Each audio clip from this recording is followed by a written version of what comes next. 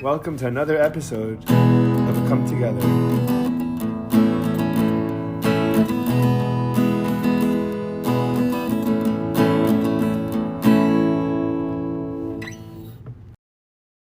So California's nature in particular is incredible. Indeed. Well, they used to have a map in the studios in the 30s, and it would show the entire map of California, and they would say, "Oh, Catalina Island, Tunisia," and certain forests up north would be Sherwood forests, and Yeah. on and on and on. So, if you wanted to film somewhere in Southern California, and you had this extremely varied coastline and interior deserts, of course, galore. So it was actually fundamentally a map to the world in California for That's filming. cool. Yeah, Unfortunately, I heard that they don't film very much there anymore, that the other states offer much better tax incentives and stuff like that, right? absolutely. Right now, Georgia is probably the number one, though Yeah. I understand New Jersey Yeah. is in that arena offering a percentage, but they also have what is seems to be a lot higher cost in terms of you get 30% back, but things are 20% higher, so you have to kind of weigh them all. And Uh-huh. there's a new uh, show on Netflix. I think it's called um, something on lightning, defending the lightning, or something like that, about the assassination of James Garfield, the Oh, president. yes. Uh, Yes, I just saw that. Did you Yeah, watch it yet? I haven't. I started watching it, but I did look it up, and it was filmed in Budapest. Cool. There you go. So, so you could see a lot of things are fracturing as far as that goes from California film production and what is generally a very poorly run state in a lot of ways. We still have the weather, Yeah. but Yeah. Yeah. but That's just about it though, right? I guess yeah, and that you still that have the old guard of Hollywood, I suppose, right? pardon me. And you have the old guard of Hollywood. You have the weather and the old guard. Well, you do. I think a lot of that has gone way by the streaming platforms that have changed a lot. The dynamics of TikTok and YouTube have changed a lot of what the old guard is. And in point of fact, I would actually go to a conference here called VidCon, and a lot of people have never even heard about it, particularly at the Directors Guild, where I would go, the Producers Guild, and Mhm. of which I'm a member. And you would mention to them, "Oh, I'm going to VidCon," and they had no idea what that was. What is it? When I first learned about it, I said, "Oh, it's online video creators." And so I went down there to the Anaheim Convention Center, and the first year I went, they had one building. I think I went a couple years ago. I didn't go this year for I was traveling in Europe, but essentially then they had every single building they were using at the Anaheim Convention Center, Hmm. and it is an enthralling multi-level video convention where you have both the community, creators, and industry pros. And you can always go there and learn very cutting edge stuff. People that go, "Oh, I got a million followers this year, and here's how I did it." Yeah. And Hollywood is always behind that curve because they have institutional, um, what should we call Wait. it? Weight, yeah, and weight in terms of WAIT before we institute anything. Mhm. So they're way behind the curve. And ultimately, it's interesting that VidCon was bought by Viacom. So Mhm. Viacom went to them. VidCon didn't go to Viacom. Wow. And they could actually see some degree of the sea change as YouTube dominates even more so than a lot of Hollywood, and its immediacy, its niche marketing, its ability to have frenzied creativity without a lot of gatekeepers. So Yeah. it really was a massive change that they haven't realized, and I don't still don't think they much have. They're not sure what to do with it. So Yeah, it's cool to see. What's cool to see also is that there's so much because people say, obviously, there's the glamorous part of Hollywood and there's the much less glamorous part of Hollywood. And then there's also what everyone dreams of and everyone wants to be a part of, like one way or the other. And I sure, just like even myself. I probably wouldn't be able to help but like want to get into a couple of movies. You know, like I probably wouldn't like, Yeah. you know, like, you probably wouldn't like pass up an opportunity to write a script for, or produce a great film for if Disney or Warner Brothers or Sony or whoever knocks on your door and you say, and you don't say Sony who or Disney who, even though relative to YouTube, they are. But like on the other hand, Yes. like I want to do it. Like Mr. Beast made that TV show with Amazon Prime, and it did outstanding numbers, and like but like there's something about him. He didn't have to go to Prime. He has all the views that he needs on YouTube, and he has all the money Completely. he could dream of from YouTube. So. There's something about like the romantic vision of Hollywood that like I think is still like that's probably what's keeping it afloat at the moment. That like, but by whatever degree it is, I'm sure that it's primarily just the look. It's the Hollywood. I agree. I think that you can get a certain legendary allure, and some part of that allure is, of course, oh, I want to go make a movie and have a Hollywood life and that sort of thing. And of course, there's an old saying that the most exciting day in your life is the first day on a movie set, and the most boring day in your life is the second. Really. Well, everything is a lot of hurry up and wait, and a lot of work behind the scenes to capture 1 minute, 2 minutes, Hmm. three, five of something, Hmm. and it winds up being a lot of work. And that being said, there's still something amazing about seeing material come to life from a script page that goes right up on the screen there, especially the big screen, where you Sure. can actually see people and sitting in the middle of the audience, having them pulse with fear or excitement or Sure. thrills or comedy or everything like that.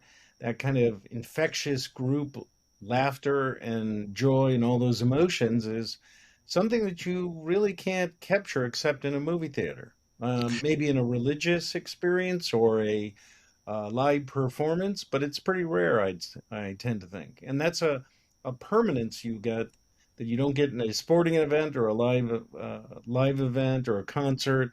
You get this over and over and over. And I certainly have classic movies I still watch just because they're so well done. And I think a lot of people gravitate towards those as well. So there's definitely a great allure and I think a sense of legend that you become part of, no doubt.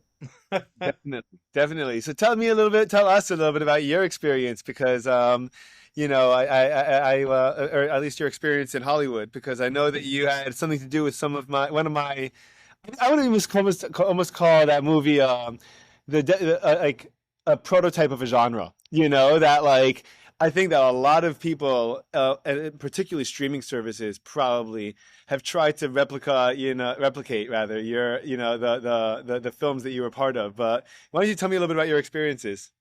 Sure. Well, I'll give you a little bit of background, I guess, just to tee it off.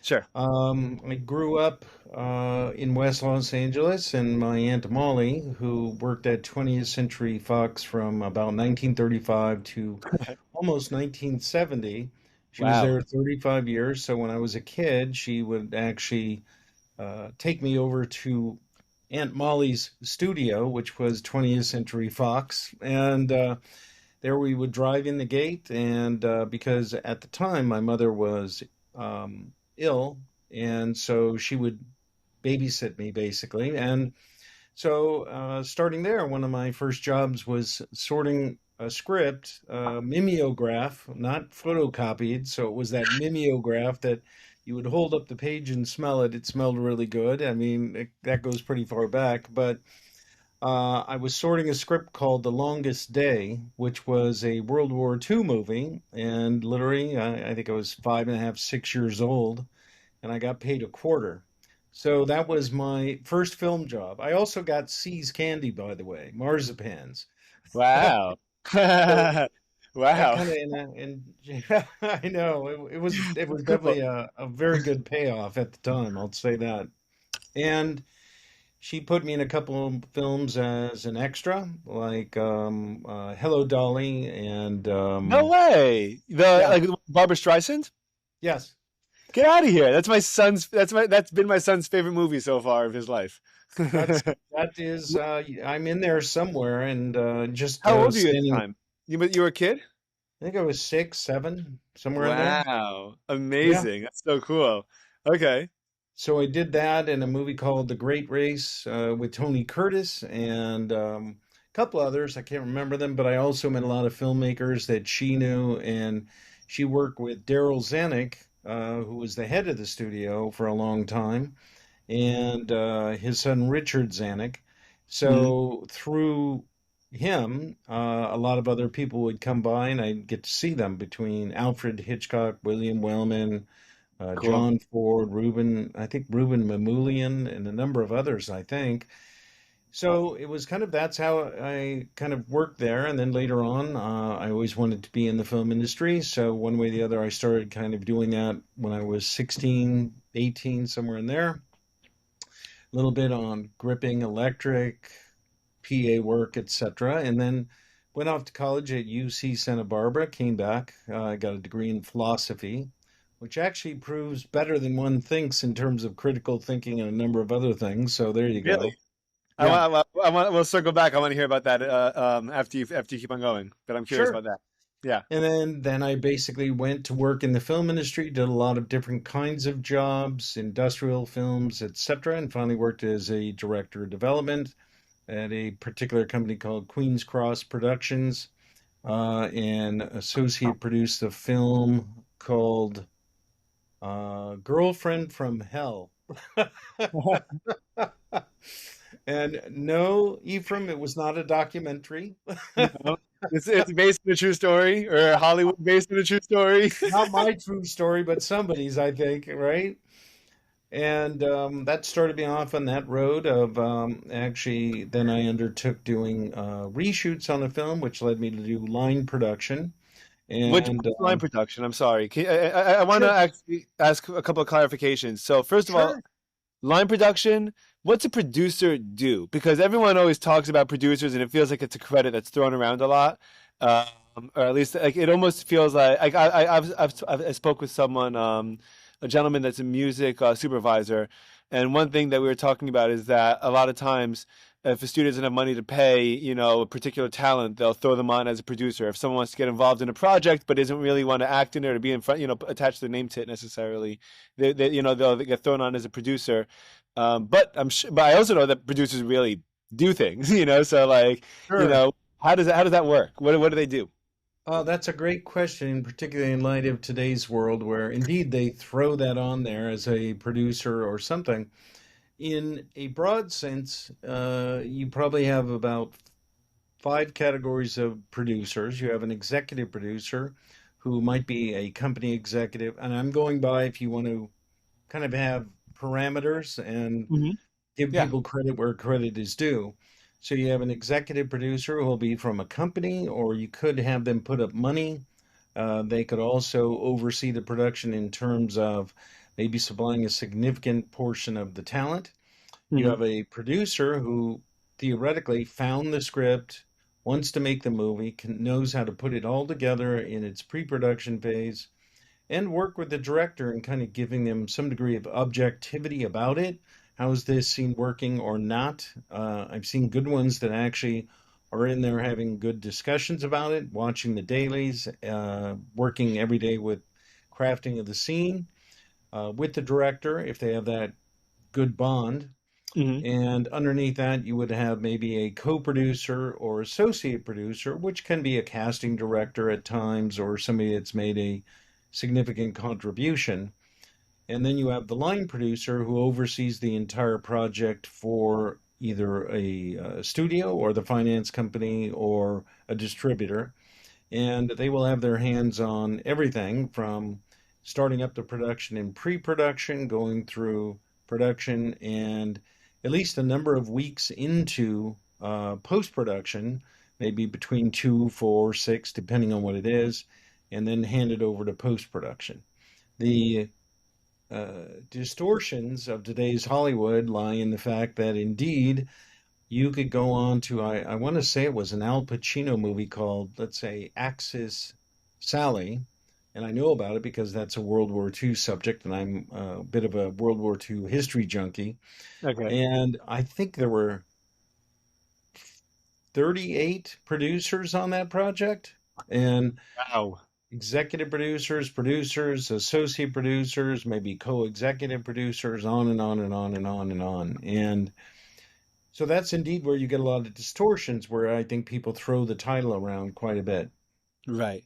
Right. It's become, I mean, it feels like it's become a little diluted, but the way Completely. you described it, but the way you described it, kind of makes it sound a little bit like a combination of the guy running the show, like making sure that everything's running, operating smoothly, and then also kind of having a little bit of creative vision, or at least, kind of offering some kind of insights as to like, what, I mean, presumably they're working with the director a little bit, or a studio a little The bit. line producer or the producer? I don't know, whichever. Well, definitely the producer should be, although you've had them that literally never show it up on set. I've had Hmm. that happen. At the same time, the line producer would ideally work with the director to say, what do you need for this scene and how can we make it better? I think Right. there's always some good words to be able to say when you're actually a line producer is to start from the director's vision and work outward. A lot of times, if they're smart, if a director is smart, they will actually try and take the resources, learn about what they have and don't have. There's almost always a money limitation, and then be able to craft a scene to go, well, this is a simpler scene. I don't need X, Yeah. Y, and Z. Let's save it for over here. And so when you do have that dialogue, you actually are saving a lot of money, but also you can amplify another scene because you say, well, we're going to have more extras, deep background. We're going to have a different skill set apparent. Um, one particular like restaurant scene where I visited a friend, they were able to save money and in the restaurant have people that could actually were waiters that actually and bartenders who actually could spin the bottles and do other things. Hmm. And all of a sudden you're able to amplify that little visual acuity by taking the money from one place and putting it to another. And is that something that So, directors typically are not too conscientious of? pardon me? And that's something that directors, I guess, are not as conscientious of if they consider themselves to be more creative. You're not thinking about budgets or how much, this is going to cost or how much this is going to save. Some of them don't think at all, and I think that is also at all. And it doesn't even enter their mind at all. And Mhm. uh, some are incredibly meticulously prepared, Right. and they know exactly what they want with a certain number of shots and shot listing and preparation. And others have, which becomes more rare, is that they show up on the day of the shoot and go, okay, I'll figure it out today. And I actually think that the ones that do better and certainly deliver a film are the ones that have a plan, but you're not afraid to deviate from the plan when either circumstances prevail or an opportunity presents itself. Right. Because you could have a plan, and if Ephraim and Michael are doing a scene, and the director looks and goes, okay, as it's written, it works.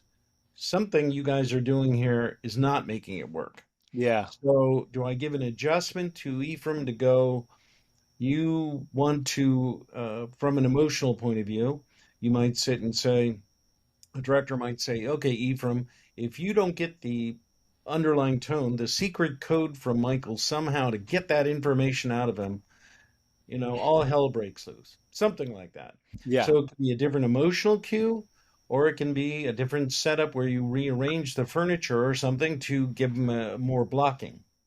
But Right. the idea of the director is to fix it, get the Yeah. emotional verve out of the scene that you want in the shots and the excitement.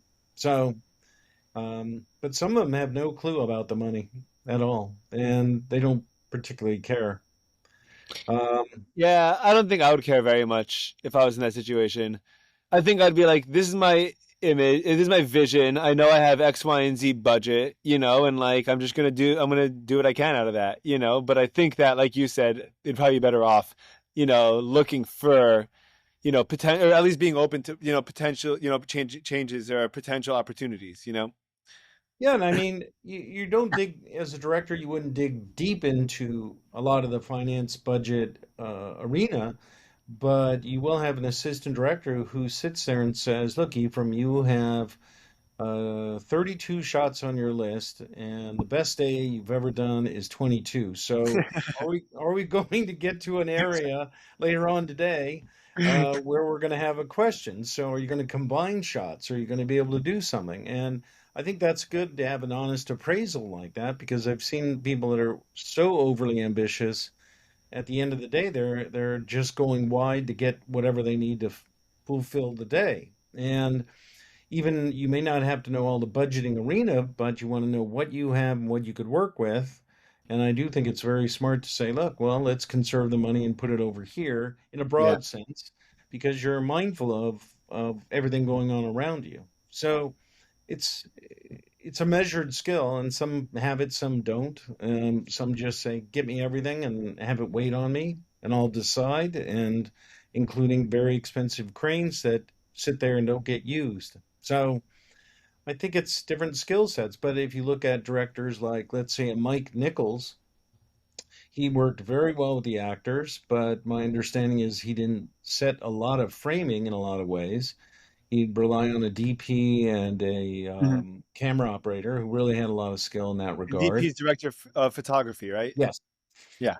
So you Okay. get some that are very look like David Fincher is known to be extremely technical, knowing even more than his DIT, his digital imaging tech. So he's equally as knowledgeable about that particular technical function as that person on the crew. He's the one that's directing the new Tarantino script with it's continuing Once Upon a Time in Hollywood. I think I don't Netflix. know. I will. I thought it was David Fincher that got the directing role. But did you? Yeah, it's a continuation of Once Upon a Time in Hollywood.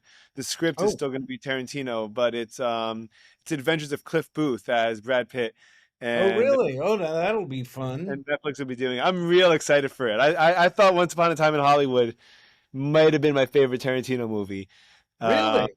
yeah, based on the whole time period, based on the story, based and just I mean everything about that. It's funny because the first time I watched it, I actually didn't get it, and then I learned all about Charlie Manson. I learned about Hollywood and the that time period, the On 60s. ranch and everything like that? Sure, sure, Sure. sure. And then after I did a whole bunch of homework, I went back and I'm like, this movie is just a work of art. Like this is awesome, and it rose through the ranks real quickly.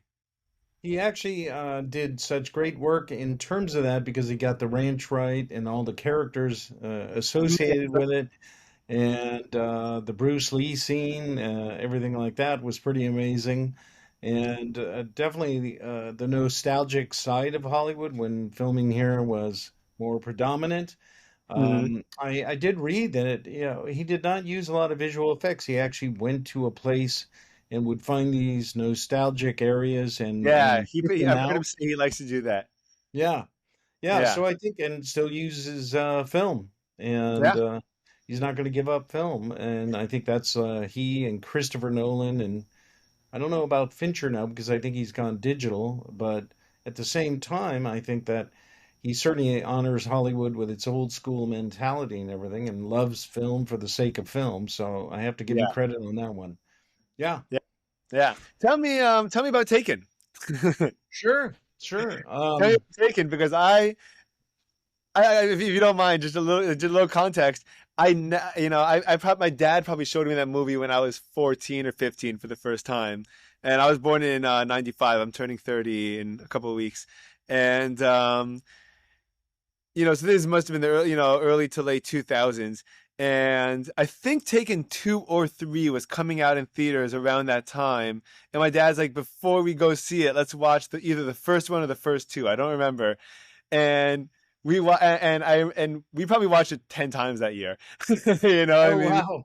we loved it. There's something that movie also that I was referring to that earlier. It was like I feel like the prototype, super, like particular, set of skills, overcomes all the bad guys, in one great haul. But tell me about everything about how that movie got made and producing it and working on it. Well, I had worked with a woman in France, and she was working with Luc Besson's company, my friend Marie, and I had gone over there earlier. I think it was about 2002 or so, and did a movie there and got to know her. Hmm. And so we kind of traded questions and information back, and I think she had a couple things she sent my way, and I did the same. And then she said, I have this movie coming up called Taken It. We want to send you the script, take a look at it. And we were going to have a number of weeks here shooting in the United States and obviously more in France. And so she wanted to know if I would be able to do that. And so I received the script, taken, and read it. And I have to say, it's one of the scripts that I read very quickly right away. And meaning that the scripts I've been given, if you could read them, sometimes it takes a couple hours to read a script, sometimes it takes an hour or something. Yeah. In the case of Lethal Weapon that I read and Taken, uh, and another script, I'm trying to remember which one it was, but all of those took about 35, 40 minutes to read tops. And it's Flew the through kind them. of, pardon me? You just fly through them. You just fly through them, and at the end of it, you actually put down the script and go, "Now that's a movie right there," because it just rolled really, really fast. And it's written by Robert Mark Kamen and Luc Besson, and Robert Mark Kamen has done, I think he wrote the original Karate Kid, but a lot of other projects since then. Cool. So he's a very, very seasoned screenwriter. And after reading, it, I went, "Oh my gosh, this is thing just moves and moves very quick." And I think the smart thing about that is Luc Besson, when he conceived the movie, made it an American operative who started off in America and then comes back to America. So it's bookended, as it were, Mhm. to ends the story. And that way you had a immediately audience identification with Americans that would watch the movie. Mhm. And on that, they said, well, Liam Neeson wants to do it. And at that point in his career, Liam was um, I think searching for some degree of like, well, what do I do next kind of thing. He was mostly a dramatic actor. Oh, was he? Um, What was he up to previously? well, he did started off, I know, in films like The Bounty. He played that. He did a lot of dramas, Mhm. period piece movies, Okay.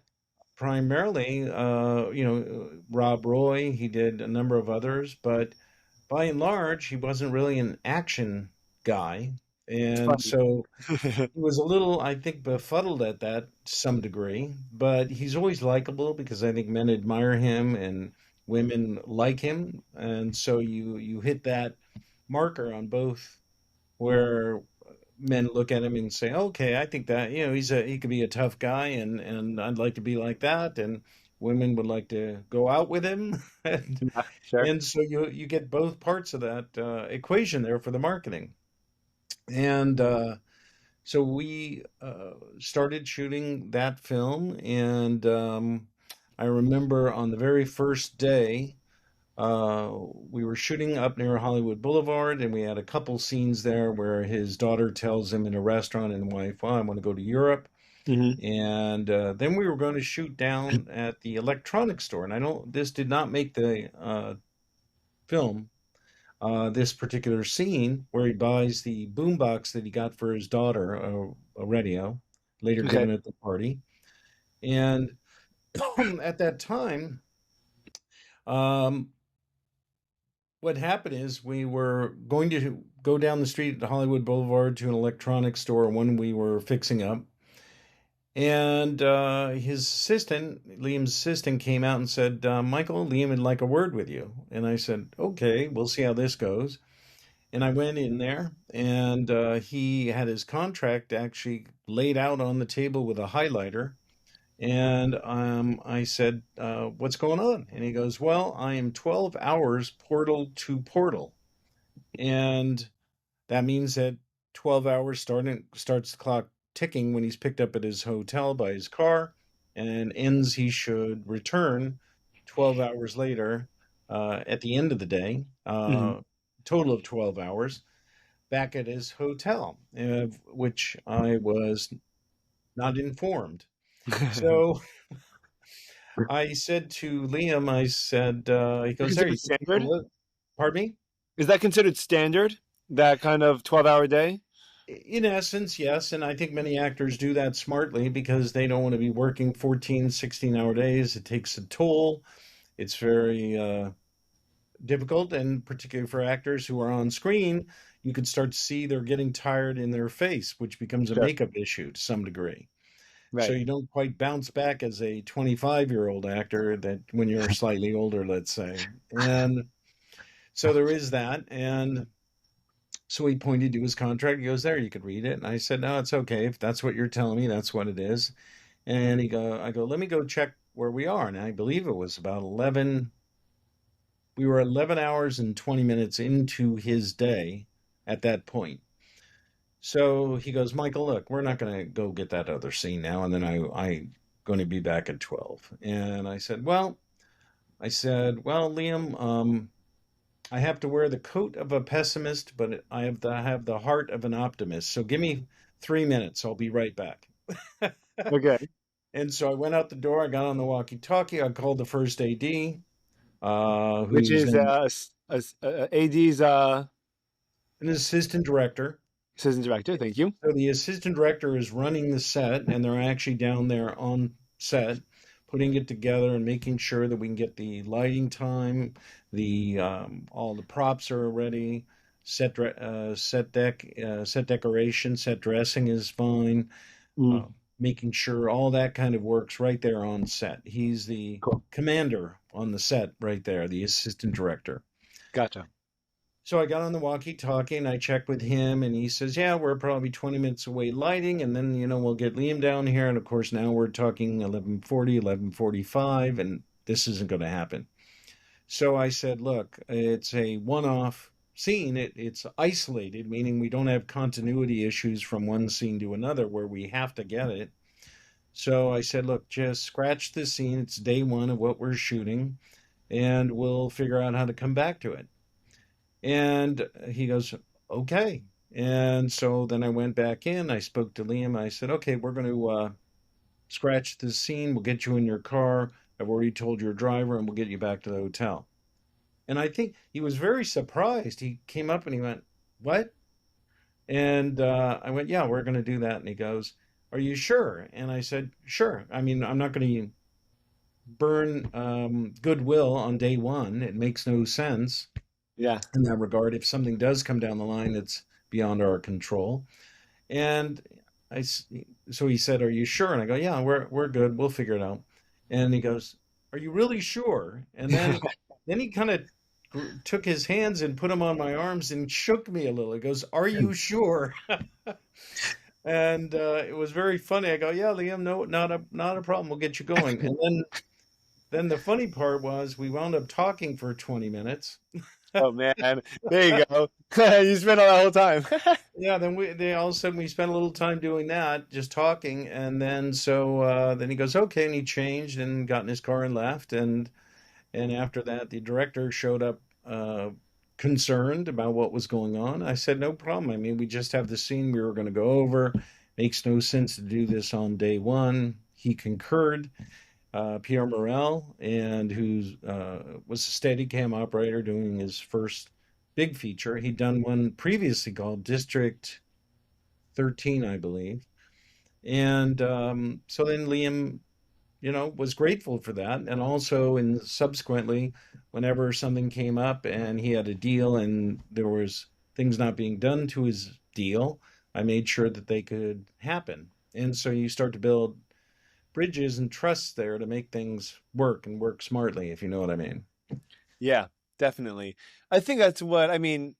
I feel I've heard and read so many stories in my life about how just the extension of good faith, how far that goes down the line, and how valuable that is, and how people that make these short-term decisions and short-term easy gain decisions, but end up, compromising or showing that they're compromising integrity or loyalty, like they end up paying for it, and everyone ends up, knowing that, and at the end of the Absolutely. day, they still might make it, but like everyone knows that what you're dealing with is what you're dealing with, and I think that comes back to bite you eventually.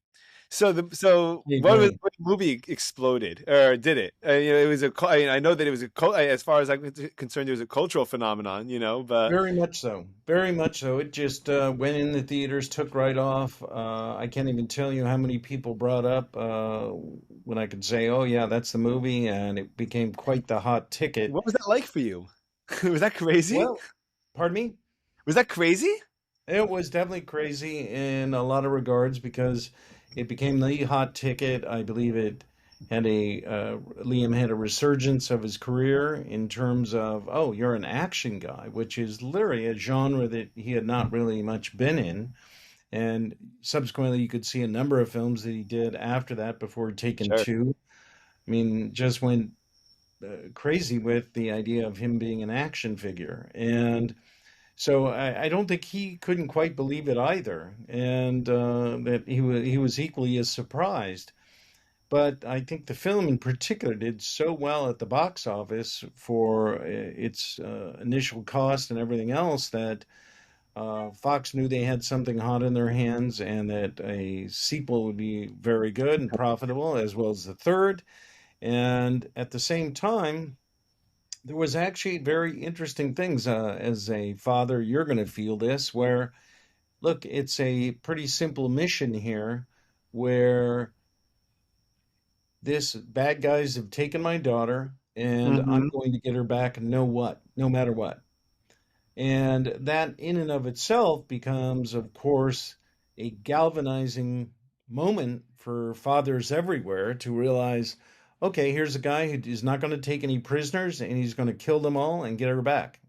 And these Yeah. are horrendous traffickers, and of which personally I have zero mercy for. I think that they have to be amongst the worst, uh, basically slavers, traffickers. I mean, the same kind of mentality. Yeah. So I think you hit a very strong emotional point Yeah. there Dude. with fathers. And I mean, fathers literally, I saw them say, "Oh, I worked on the Taken movie," and they literally would straighten up and grow a spine from in front of me, because they'd be hunched over, and then all of a sudden they would be, "I'd Yeah. kill those sons of bitches too," you know. And I must have had that reaction 100 times, where they would be just infuriated and say, "That's exactly what I want to do," and so. I think it speaks very well to the notion of myth and storytelling that you have a heroic figure willing to do whatever it takes to get his daughter back. You can't ask for a simpler yet more profound story. Yeah. Um, That's exactly what it was. and I mean, do you have a son or daughter? What I do have you have? both. I have You both. know, I have a 2.5-year-old son and a 6-month-old daughter. so you'll have a lot of those feelings of protection, which is the father's job, and exactly the father's job these days. And the idea that you're going to protect your daughter is, I'd say, and child, but your daughter specifically, is something that's gone through history as being one of the One of more my notable things. virtues. Yeah. So I think it really hit on a primal level, something that echoed pretty far and wide in that regard, with a likable character. So and certainly the action, Pierre Morel was a Steadicam operator. He knew how to look through the barrel, look through the lens to see how it would work, every day with action. And notably, I mean, the relentless press of Liam going through these bad guys. One of Yeah. my favorite scenes, I'm not sure what was yours, but one of mine was when he went into the kitchen full of these pawn scum and he was playing the tape and they're like, "Oh, that's you. Okay, now I've got you." And when the guy says good luck and Liam catches him and wipes them out, Yeah. And then the bad guy runs into the room afterwards, seeing all the dead bodies, and Liam pops up and gets him. And one of the guys is running down the stairs trying to escape, and he shoots Was him he in the behind, he back. was hiding behind the body when he did that, Yeah, right? Yeah, yeah. that's right. Yeah. Okay, I remember you talking about. So that scene where you just go, okay, they deserve to die. End of story. I think it wasn't any politically correct nonsense of like, oh, let me wound the guy or not, this nonsense. But it's a bit of a avenging angel in a Sure, way. And sure. so I think definitely it hit a very, very strong mark in that regard. Across the board for both Liam, the film, the public, and then Yeah, when on Taken 2 was shot in Istanbul. Um, right. and so we did work in the U.S., but also we had to go over there to I had to go over there to Istanbul. It was a very funny situation. Uh, should I just keep going? Is that all right? Or Yeah. I mean, I wanted to ask, but you can continue sure. this. I think I've heard at least, and when your reaction, you do really well in Taken, you do incredibly in Taken, right? And then the studio wants two, they probably want three, maybe they want four if they could try to squeeze out of it. But we know that that where you're coming from as a producer, finding a great script that you can just inhale, and in 45 minutes, and then turning it into a great movie. Um, I know that there's hesitancy to get involved in building these, franchises, at least from a creative standpoint, right? You're like, how many times are you going to be, how many times can I do this, or what potential is there? How do you explore this in a new way? Did you feel like you wanted, like you were like, hey, this is a great opportunity to like make another movie, or is this like, oh, they kind of want just another one of what I already did? Well, a lot of that's generated by Luc Besson and Robert Mark Kamen, who wrote the scripts, and they really are the ones who come up with the plots and everything else like that. So Robert Mark Kamen is very seasoned, like I said, as a writer, and Luc Hmm. Besson really has a whole different almost column that he was in when he started off his career. You would get a lot of French films, I would say, that didn't quite have the verve of action that he did.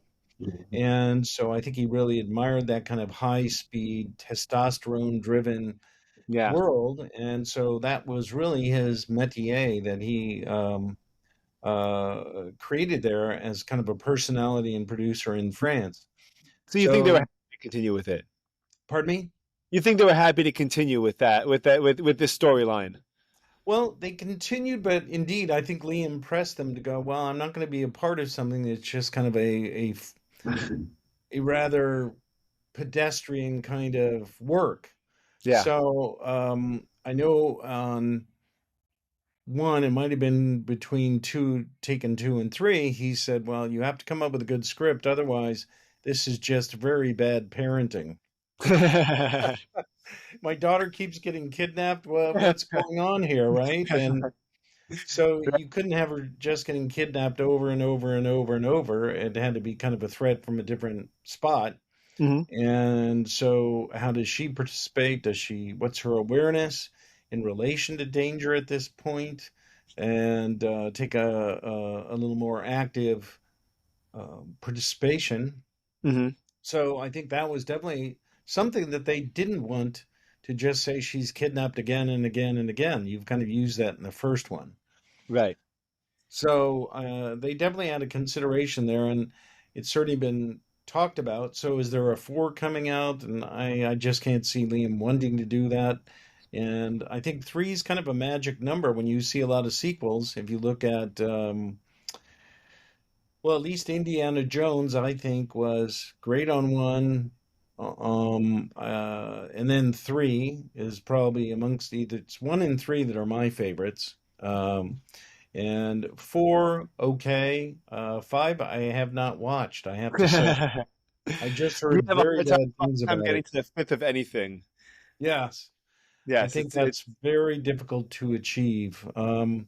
The same with Die Hard. I tended to think number one is was amazing, Mhm. and I was actually driving down Pico Boulevard late at night after working as a on a particular film, and I'm driving down Pico, and I'm looking at Century City, and that's when they blew the roof with this explosion.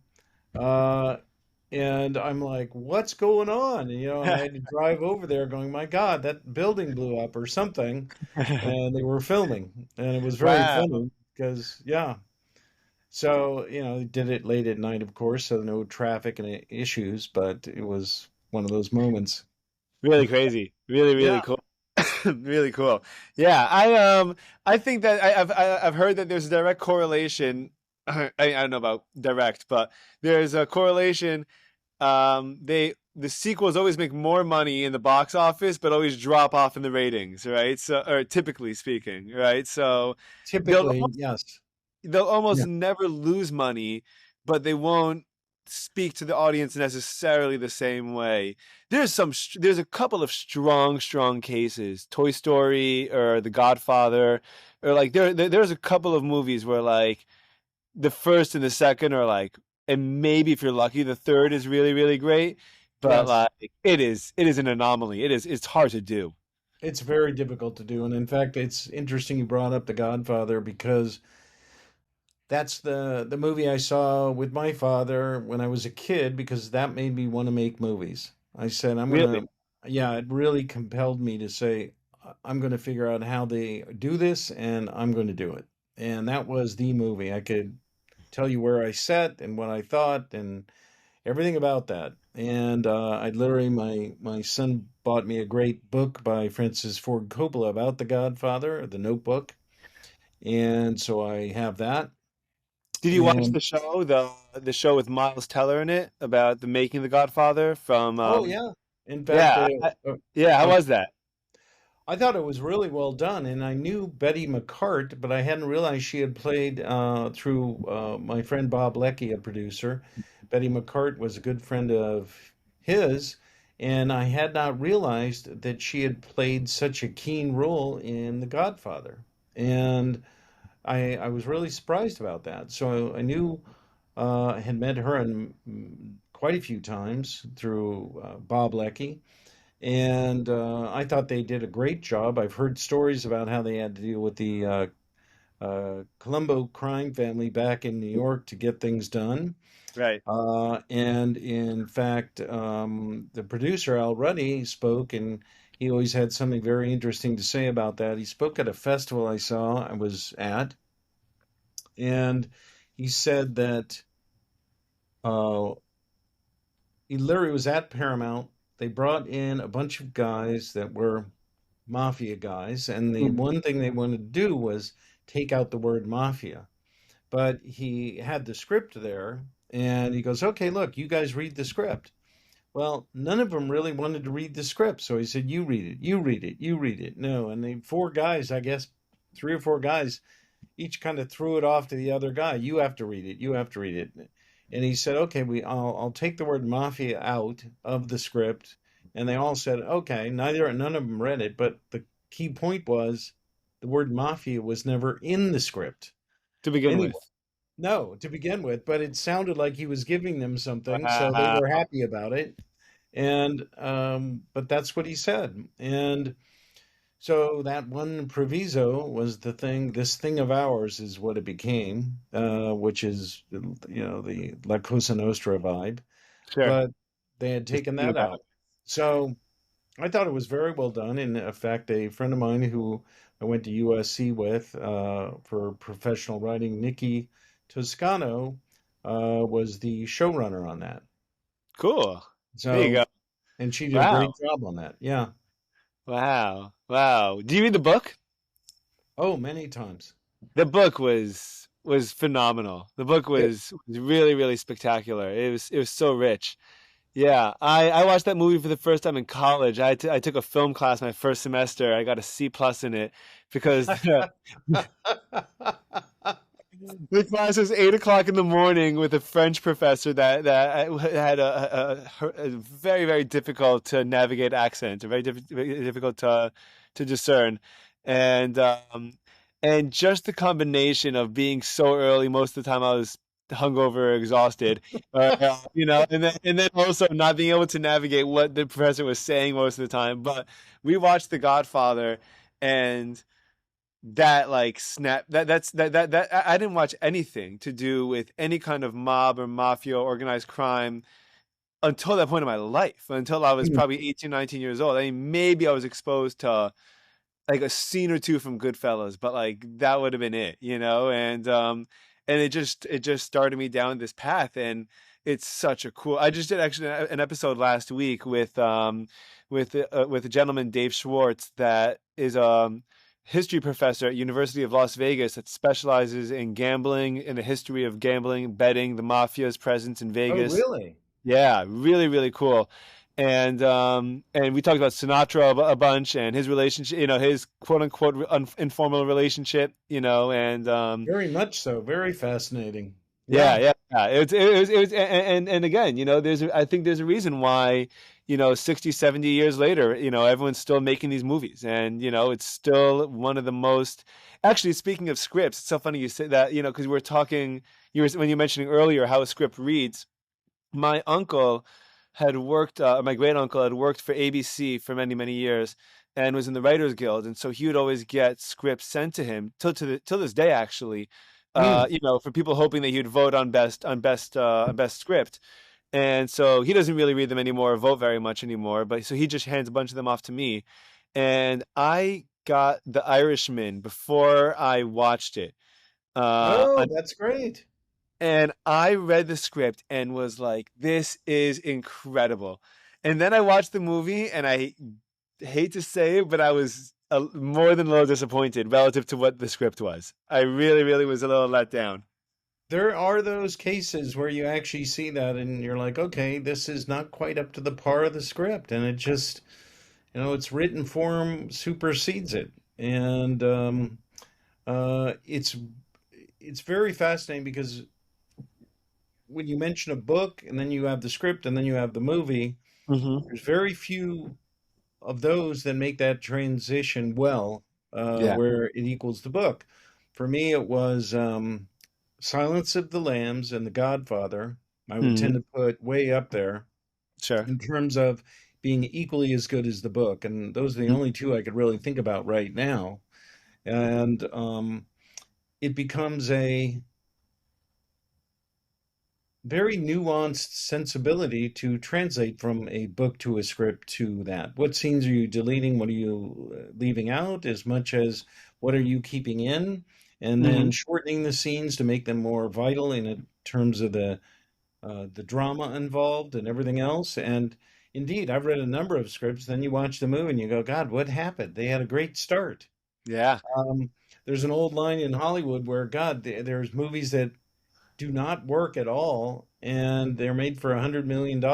And the question is, wait, you had $100 million, but you couldn't buy a script? What Yeah. happened? Yeah. Yeah. Yeah. But So how money's spent, especially especially living in the state of California. If you know how money's spent, then you know that, the amount of money you spend doesn't necessarily correlate to a positive outcome. You got not to have some heart at behind it. all.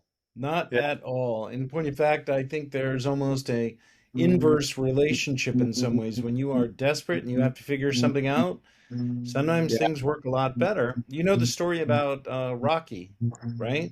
No, please. Well, Rocky was a movie shot in 1975, Yeah. and I actually worked as a PA on it out of their office for a few days. That was it. That's But cool. there was years later, I talked to Billy Chardoff, who Robert Chardoff was the producer on the project, Yeah. and I talked to him specifically about this scene in Rocky where he goes with his girl, who he wants to impress, to the ice skating rink, and they're running late.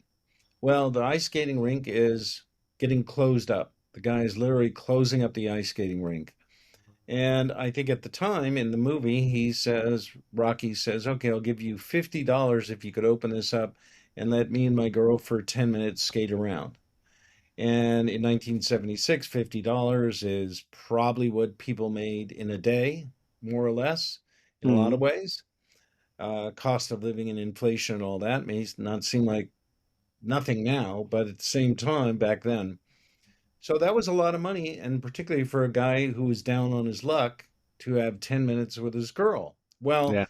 the entire scene, that was not the way it was written. What happened is they had a full-blown ice skating rink, and which means if you have an ice skating rink, three, 400 extras, you need to have skates, you need to have medics, people are going to take a fall.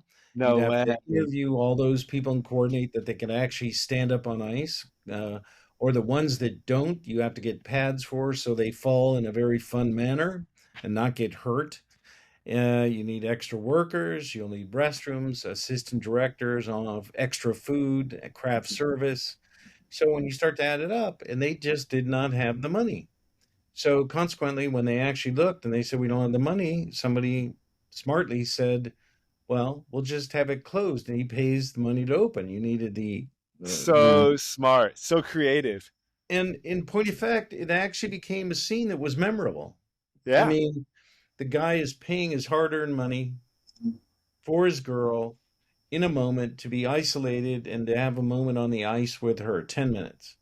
That actually elevated the scene by saying, you matter so much to me that I'm going to pay this amount just to have 10 minutes with you. Yeah. And so you had infinitely a better scene. And of course, the movie history made with Stallone sticking to his guns to say, because he was offered, I think, I don't know, $250,000 or something like that for the script Right. without him in it. And Yeah. ultimately took, I think, $20,000 or something for him to be in it. And he was so broke he had to sell his dog. Right. I heard about that part. And then he bought them back once he when he bought it back, right? Once he made Yeah, once. I think he got $50 for the dog and bought him back for $10,000 or so.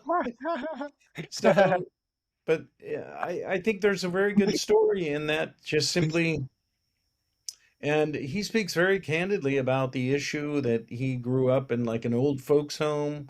He, I believe he has his jaw and because it's a pinched nerve in his cheek.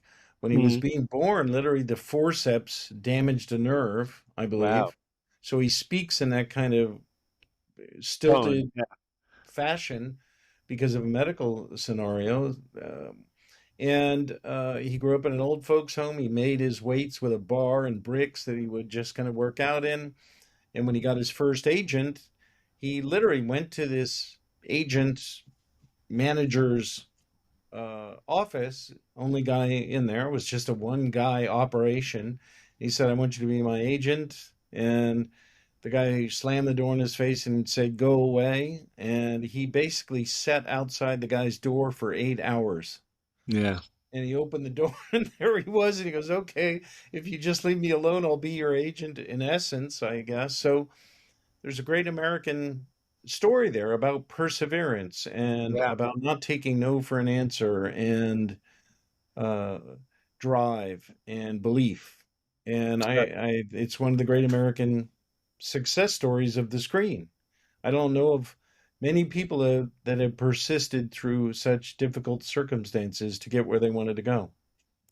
Yeah. Yeah. One thing that I've realized um with my very short, experience, my very short and limited life experience is that what I've noticed is that what makes the difference between making someone great or not is just whether they're willing to go a little bit longer than everyone else is. Like whether they're Yeah, willing to just hang out, like, you know, one more episode, one more, casting call, one more script, one more page of writing, one more productive hour spent today than yesterday, and like just a little bit more, and like then everyone else. It's all you need, just a little bit more, and then but that really just shows, really like that history is filled with winners like that, or people that just stuck around for absolutely. that.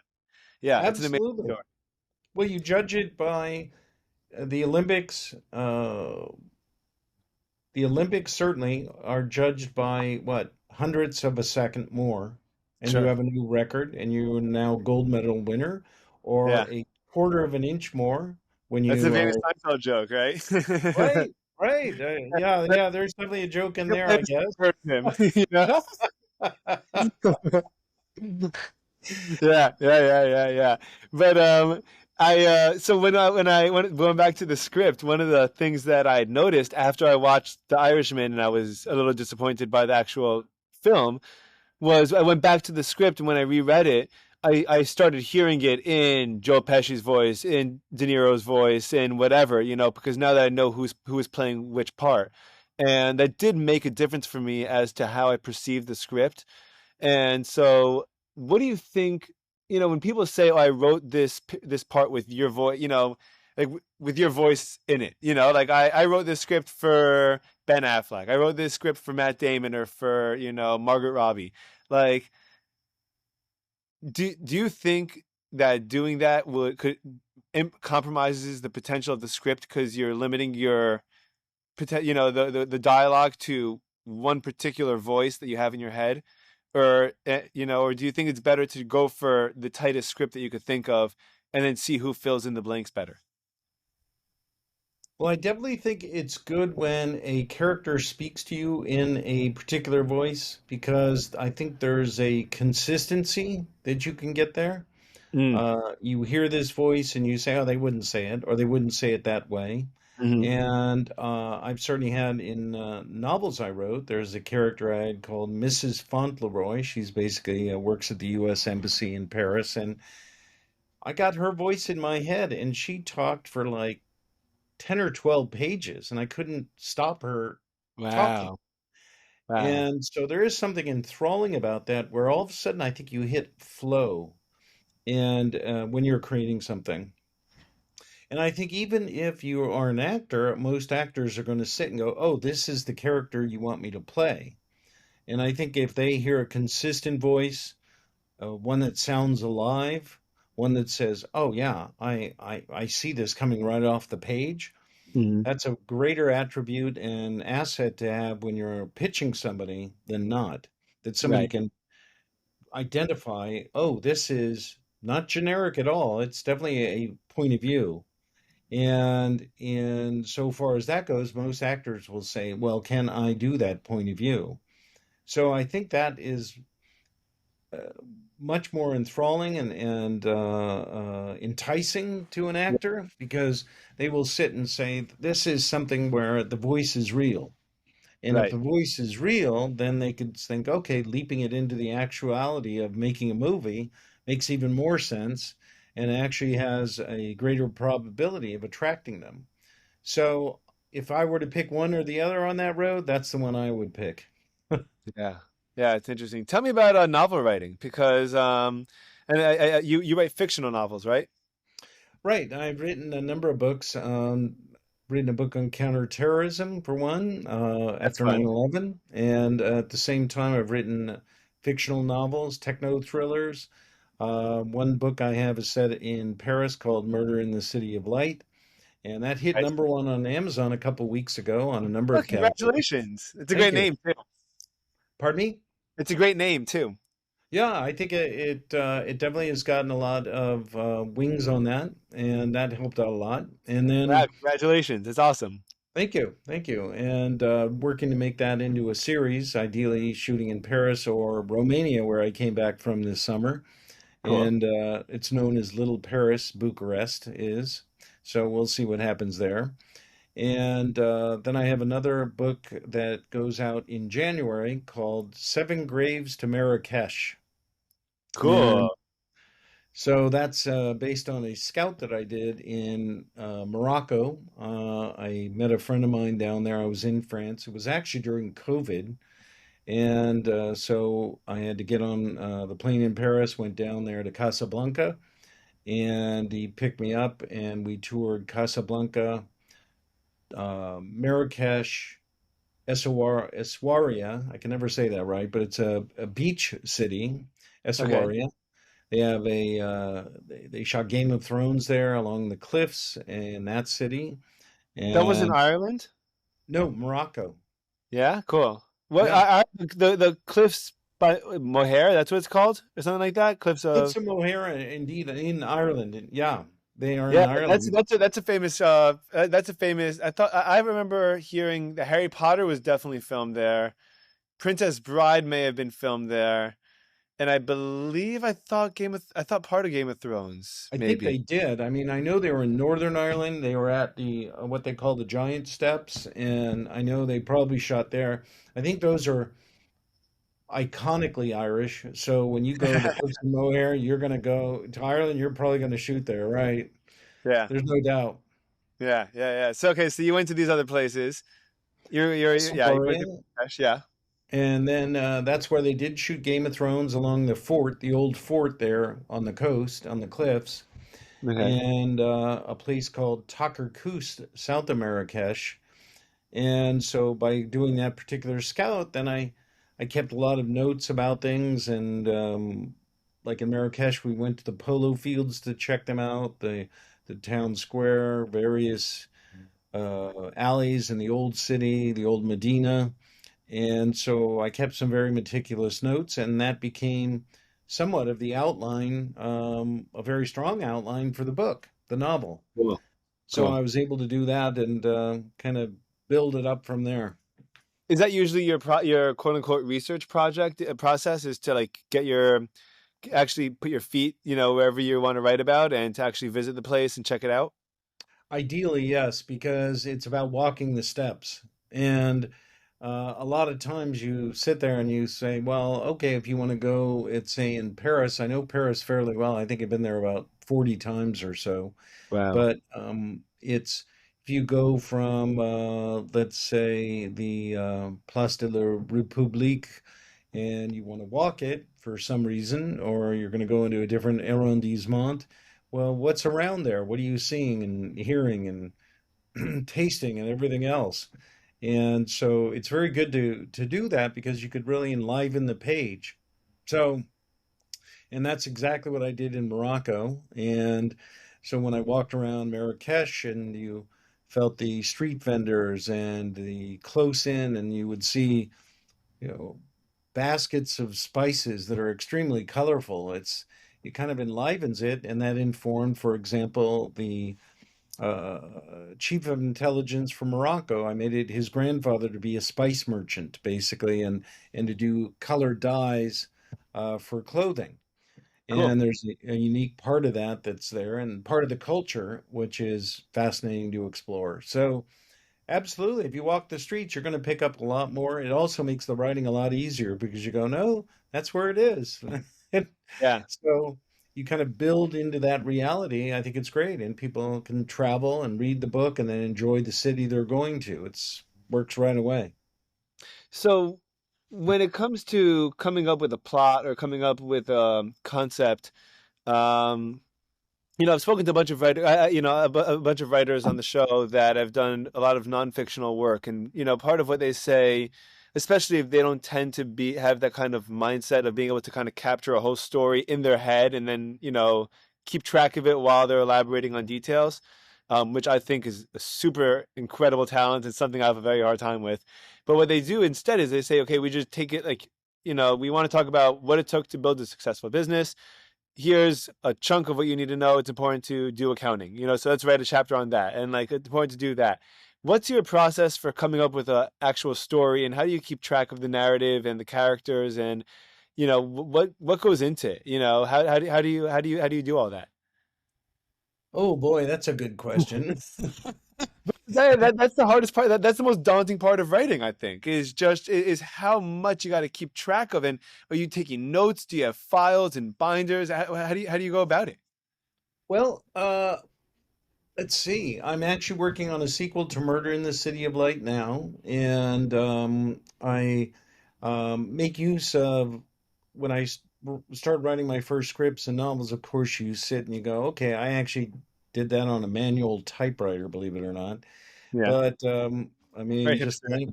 yep. Well, what's interesting is when you have a manual typewriter, you want to be sure about the scene because you don't want to go through that pain in the ass retyping.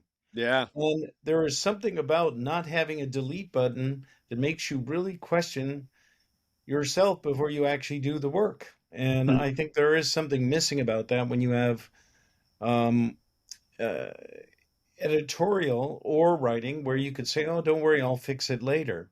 So I Yeah. think there's a mental game you have to get in behind there as well, as to be a bit determined and ruthless with yourself. And I absolutely have. Then, when even working in Word and then other programs like Screenwriter or Final Draft, those gave you an organizational capacity that was much, much easier because you could put together all the little cards and then work out Right. scenes Yeah. in yeah, in a very good linear fashion. So I use a couple different tools, and in particular, one is called Plotter, which basically is a deck of cards on the screen, and that gives me very broad, big picture strokes. That's currently what I'm using right now.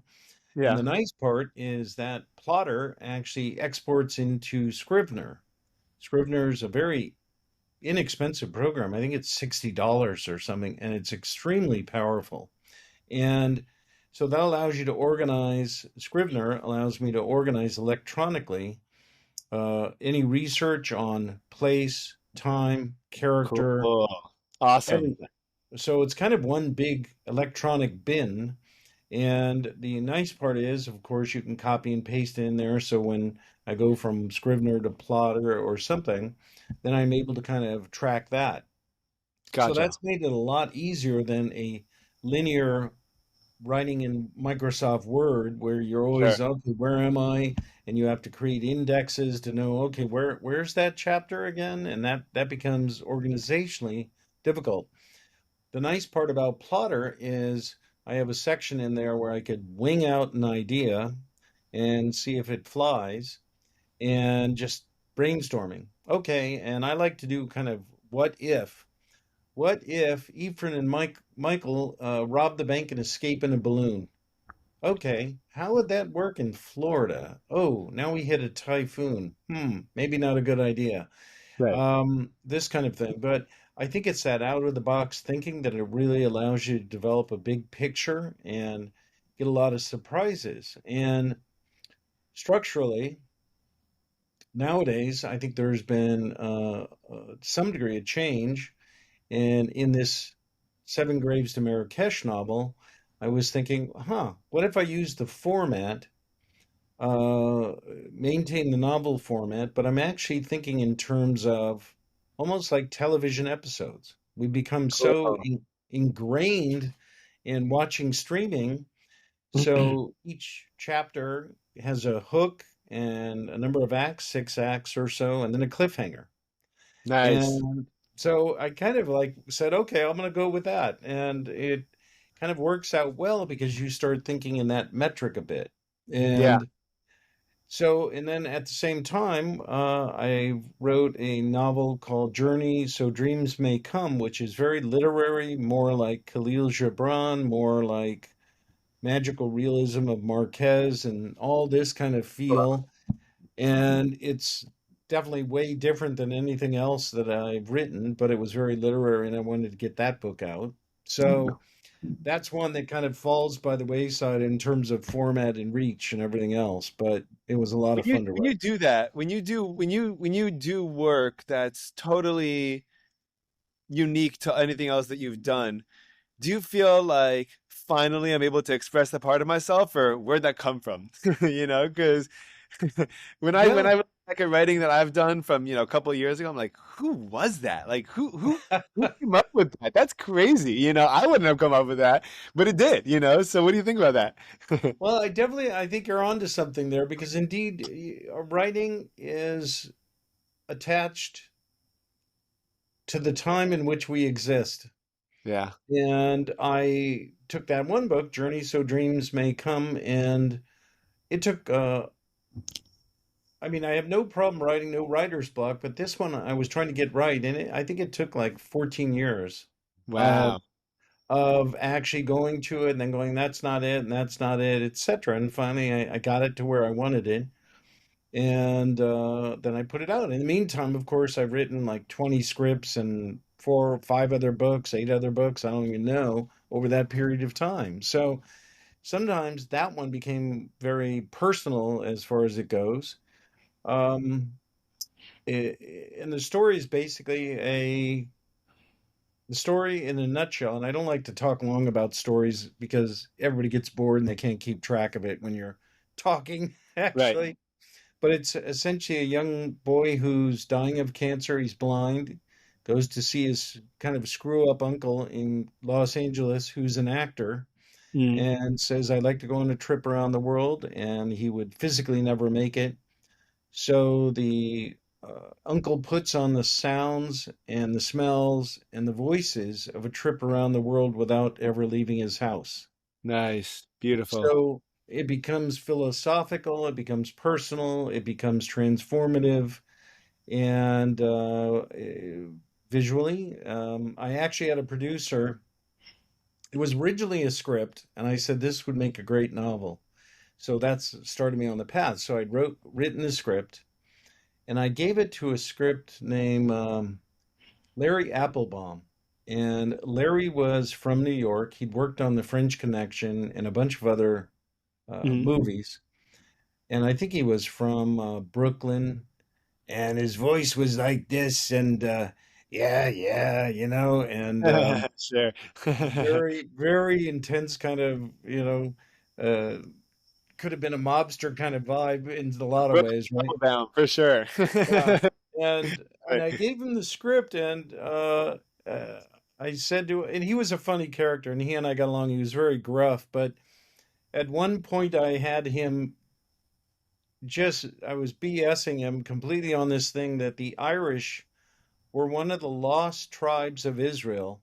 Yeah. And I made up all this history, and when we were talking over coffee or something, and somehow I literally bamboozled him into thinking that. And this whole other history, and then I dropped the curtain on him, and he goes, "Ah, you got me, Mike. You got me," and he was playfully pissed off about it all. It was very funny. Yeah, But I could probably convince someone of the same thing. By the way, I could convince someone that the Irish are probably or extension or long lost family of the Jews for sure. yeah, yeah, yeah. I think they have that indigenous like self-reliant quality and a lot of other things, and they're out on this rock in the middle of the Atlantic, and Yeah, yeah, yeah. it's I love the music too. I love Irish folk music. I was exposed oh to it. yeah, it's great. It's It's amazing. awesome, awesome, and it's there's good humor in the lyrics, and a lot of it's very deep. A lot of it, I mean, there's some songs that I mean, I actually teach high school part time in a Orthodox Jewish school, and these kids have never any very little exposure to anything like that, and I showed them some great Irish tunes, Oh, and that's great. and their minds are blown. I showed them. There's a great song called "The Green Fields of France," which is a Oh beautiful yeah, post-war. A World War One song. World War I. And, Yeah. oh my gosh! That day I showed it to them. You could see that it sat on them. You could see that that they were thinking about weighing the consequences of war and mortality and and a young life lost and stuff like that. And I was like, yeah, man, I think that it's good to think about. That's great for you. You were able to bring that experience Yeah, I love the to them. Irish. I love the Irish. They're great. They're great. Oh, we're And gonna get along. We're gonna be lifelong friends now. there you go. There you go. There you go. So yeah, it was originally a script. You gave it to you gave it to your buddy Yeah, Applebaum and from Brooklyn, Larry and read it. Larry read it, and I'll never forget his reaction because he's this gruff old Brooklyn guy, and he goes, "Mike, I read you a script. I friggin' cried." and so he had this great reaction to it, which made me think, okay, there's great possibilities here, and how do I take that further, and how do I take it in a philosophical sense as well as some other reading like Marquez with his magical realism and important questions about life, not unlike what you asked your your students there about Sure. when you played them the Irish song is what is the metric we have for even having song and dance and film and good television, Yeah. good streaming and other things. And it is for us to have a reflective learning sensibility to understand what would say be feelings and moments and to actually bridge gaps of understanding going, oh, so that's not a culture I know much about, but we have the same commonality of things. When Yeah. I did a movie in Egypt, and it was very interesting, 2006 or seven, and it was the first movie shown in Saudi Arabia in 35 years called Manahi, and Wow. it was a Arabic language comedy Cool. about a sheep herder or a goat herder who gets mistaken for a powerful guy and falls through all these circumstances. Sure. And what was interesting is talking to people on the Egyptian crew and hearing what they had to say about the world. And you realize a lot of them just go, look, I want to raise my kids and I want to laugh with them and watch Yeah. them grow up. Yeah. And uh, the commonality of that with our humanity is to go, well, okay, how do you just if peacefully do that? And Yeah. where do you find the ground, the common ground? And I Yeah. think that's the universal part about movies. When Yes. It's they storytelling. did, yeah, and they did a poll, I think in the 30s, and they said, what's the capital of the United States? You know what the answer was? Hollywood. Yes. Because they go, all this magic at the end of a movie that says made in Hollywood. Well, it's got to be it, right? I mean, Yeah. that's Yeah. yeah. Yeah. It's a beautiful way of putting it. It's absolutely true. I think that and I think that a lot of the world, at least it feels like, is designed to make us forget that about one another. That Yeah. most of the time, all we do want is family, and all we do want is relationships and good times together. And I mean, yeah, it's funny because I typically I don't have a particular political camp. I think politics have been a little crazy, but one thing I was just thinking about, just in general, was that I live in again. I'm a young guy in South Florida with young kids, and like if my family got blown up because of an ideology, because of a conversation that other people had that had nothing to do with me, and Florida is the eastern seaboard and gets hit first, like nothing that anyone was fighting about is like worth my family. So like, Yeah. what are you talking about? Like, how is this even a conversation? And like, and if I think that if more people had like put themselves in that situation before making decisions, as in like who's actually taking the hit over here, like what's happening over here, I agree. that's a tragedy, that's where it gets that's where all the pain is, and then that breeds more pain, it just It keeps on going.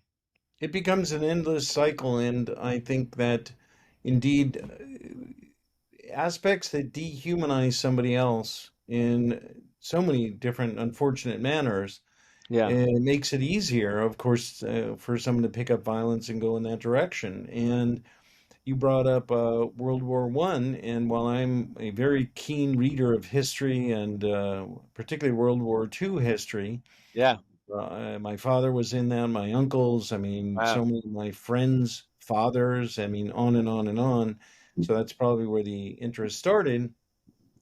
But when you read about World War One, what you do is you read about trench warfare Uh-huh. and I mean, I think in France alone they lost 1,000,003 men. And it's probably the war I have read the least about. I've read about four or five books on it, but the losses were so needless, so excessive. No one could tell you why the Mm, war happened. it was essentially all these alliances that triggered it and then ratcheted up the anger with an archduke who gets assassinated. Now we all have alliances. You got to step into the breach. And at some point, they could have pulled back and said, look, let's find the assassin and prosecute him and whatever, instead of going to war with all our countries. And It was one of the bloodiest. I think it was the bloody. It was bloodier than World War II, wasn't it?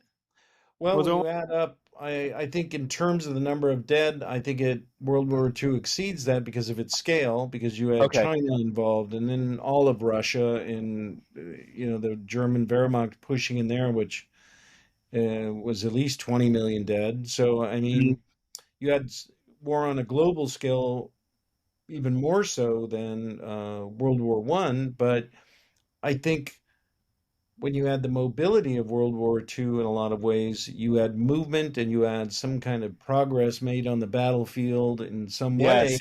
Right. Right. But here, you have something reminiscent of World War One that is like the Ukraine-Russia war with trench warfare and this Yeah. attrition that was just horrific. Things like men walking into machine gun fire, literally dying for yards of Yeah. dirt. That was, and so in that way, it was this tale that between the French and the British, an entire generation was wiped out. And so when they were hesitant to confront Germany going into the Rhine, supposedly when they went into the Rhine, the Germans remilitarized. They only had ammunition for like 3 days. If the Yeah. French had gone in there and they really confronted them, they would have had to retreat. And so it has this profound echo of where there's a will to confront evil or to confront this aggression Hmm. is is one of the many lessons you could learn. But I agree, there's some part where bridging humanity, and I think the arts does that, and I think that storytelling, Yeah. you could almost tell like a story of somebody who grew up in a country and then say, "Oh, that was Ireland," or "That was Egypt," or "That was Israel," or "That Exactly. was." It literally doesn't matter. Yeah, It's human. There's yeah, human nature that just does not change. And change the context all you want, but a dad protecting a daughter, or that's or exactly whatever right. it is, is timeless no matter where who you are, what you're dealing with. I think. I can give you, I know we're going to wrap up pretty soon, but I can give you one very interesting story of something you just hit on that had to do with the Please, Taken movies. please. Essentially, I had to, at one point, I had to, they had Liam here in the US on Taken 2, and he had to be fitted. So we had his costume designer show up and fit him and then go shopping. Hmm. And so she went to New York and she went to LA and she bought and customized everything for him. Exactly the way she knows it looks for him and the way the material drapes. It's really quite an art that they have Yeah, down to make yeah, somebody look great. So they said to me, "Okay, Michael, you rearrange this and they transpo and everything, and we'll get them measured and then we'll ship it off to Istanbul." I said, "Okay, great." And no problem, we'll take care of that. And then, literally 2 days before, they said, "Okay, well, we're really busy here, so you have to ship this off to Istanbul." And I went, "What?" And what you have to do is if you're taking something, a garment, from or any product, but a garment in particular, obviously. If you take it from Los Angeles to Istanbul, you have to get a carnet. You have to prove that you are not smuggling it into the country and you're going to right. take it out. So I literally called, I mean, a number of the studios and say, "Well, how do you take this shirt or yours?" And there's a specific code like Yes, 1190307. yes, yes. I've done international. Yeah, yeah, yeah. Sure. Oh, so you know what I'm talking about. Great. Yeah. None of them knew. And then trying to ship it, I had like 4 boxes. So I basically found the only company in the United States that can issue a carnet within the company, not the government agency. And they Mhm. ship rock and roll Cool. concert gear. So I went to them. I said, "I need to get this. I need to ship this. I need it right away." And they said, "Okay, we could do that. Not a problem." And I said, "Good. Now I'll make sure I'm going to give you guys each $100 to do it." And they go, "You don't have to do it." And I go, "Trust me, I do. I'm going to Yeah. give you money." And so I managed to get the materials, get it all together, book a ticket for Istanbul direct on Turkish Airlines because Nice. they wanted to FedEx it through Hamburg. And I go, "I don't know if that's going to arrive. Forget it." So I went to the airport and I went there and I go, okay, I got all the boxes. I'm checking in. And the one thing I forgot the, is packing tape. Mm. And because I literally was trying to get on this plane and get going. So I show up at the airport and I go, da da da da. And the guy goes, okay, open it all up. And I went, oh my God, I forgot packing tape. Can I buy some from you? I will pay you. I'm so sorry. And he goes, huh? What'd you do that for? He goes, what's all this stuff for? And I go, do you have any daughters? And he goes, well, yeah, I got like three daughters. I go, this is for a sequel to that movie Taken. And no sooner had I said that, the guy like straightened up and goes, No way. oh, I'd kill those sons of bitches too. Okay. And he literally says to me, okay, he opened up an edge of the box and looked in. He goes, okay, go ahead, take it. Love So it. I got it on the plane and I got to Istanbul and I come off the plane. Same thing. I have to go through the customs, show him the boxes I got, and the guy says, "Open them all up." And I go, "Well, I don't have any packing tape. Do you have any daughters?" He goes, "I got four daughters." Jackpot. Totally, totally. From so then I said, "Well, this is for a sequel to this movie Taken." Da da da. And he goes, "You knew it right away." And he goes, "Oh, I would have killed all those guys too. That was such a good movie." Absolutely. He goes, he opened up one, pulled out one garment, showed it to me, and he goes, "It still has the label on it. You're supposed to have taken the labels off, and they didn't." And I told him, and he kind of looked and shook his head at me, and he stuffed it back in. He goes, "Okay." I looked at it. You could take them now. Beautiful. But Beautiful. I Yeah. got through customs because I'd worked on the first Taken for the second, and that was Everyone literally speaks language.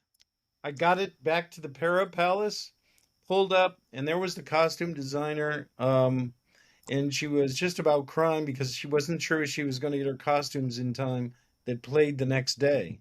So it Wow. was, but there's a sign right there that two fathers knew what I was doing and wanted to see a sequel. So, Beautiful. I like anyways, that. That's yeah, wonderful. That's wonderful. I love the camaraderie over there. yeah, I feel like that I feel like there's a million of those stories because there's always a sense of urgency, yes, with what's going with everything going on, right? always. Yeah. You could have a nuclear weapon go off and somebody still has to look for the rubber chicken.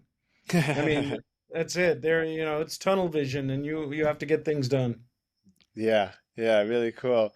I kind of want to ask you a couple before I let you go. What is some of you think the most well done or accurate or enjoyable World War II movies that you've come across as a fanatic yourself? Well, definitely Saving Private Ryan is way up there because of I got the in trouble for urban showing that to my 10th graders last year, but that's okay. I that regret. one. Yeah, I showed it to 12th grade and 10th grade. 12th grade, I was like fairly confident that like they were mature enough. They were pretty much of drafting age anyway to watch that. But the 10th graders were a little young, especially for the opening scene.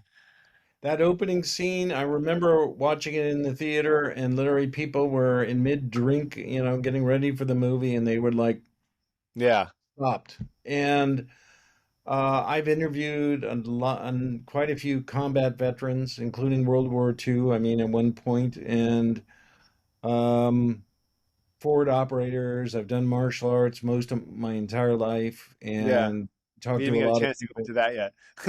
Right. Yeah. And no, we didn't get into that one, but you We talk will. to those people, and the realism right there is probably the apex of World War II recreation movies in a lot of ways. I think that um, that would be amongst my top ones. I have a favorite being The Longest Day, as that is the movie I started working on when I was a kid, so I will Yes. default to that. Cross of Iron certainly presents certain things. Enemy at the Gates is a World War II movie that is astounding with the Yeah. Enemy at the Vasily gates. Zaitsev. Yeah, Enemy at the Gates about one of the Soviet Union's best snipers, Vasily Zaitsev. And so Oh, that was very good. The harshness of war. I always tell people you can look at a movie and you see the harshness of war, and it is the second worst thing that can happen to humanity is war. And then people go, well, what's the first? And I said, slavery. And I think that's true as far as it is for me, because uh, the complete justification for rebellion under slavery, whatever it has been, for every person on this planet, somewhere their ancestors were enslaved. It Yeah. doesn't matter. Yeah. And so, war is amongst the worst things that can happen, but it's sometimes necessary. And it's that interplay between what is right and what is needed. And I'm grateful that you're showing that to these young men, that trying to imbue them with a sense of the green fields of France and everything else, that they can understand the cost of things, because that's the price of freedom, which can slip away very quickly, as we all know. Yeah. We spend far too much time talking about the beating up the bad guys, and far less time talking about, you know, early deaths, PTSD, broken families on, on both ends of both ends of the spectrum. Yeah, And again, I mean, it should be an absolute last resort, and not something anyone's too gung ho about. But yeah, I agree I with that. yeah, I digress. Anyway, Michael, this is such a pleasure. We'll probably do another one if you're up for it, because this was Yeah, a very I easy love hour and that. a half, and I'm sure and there was a bunch more on the list that you and I wanted to get to, including martial arts. But we shall be in touch and maybe get back to this in a couple of months. Give That'd you be some time great. to work I'd love on a that, couple of Ephraim. projects. That'd be great. Count me in. Awesome. Awesome. Well, wonderful. This is so nice meeting you. So nice chatting a little bit, and I'm looking forward to doing it again soon. Okay. You got it, Ephraim. Let me know and Awesome. we'll be in Have a great touch. evening. Take care.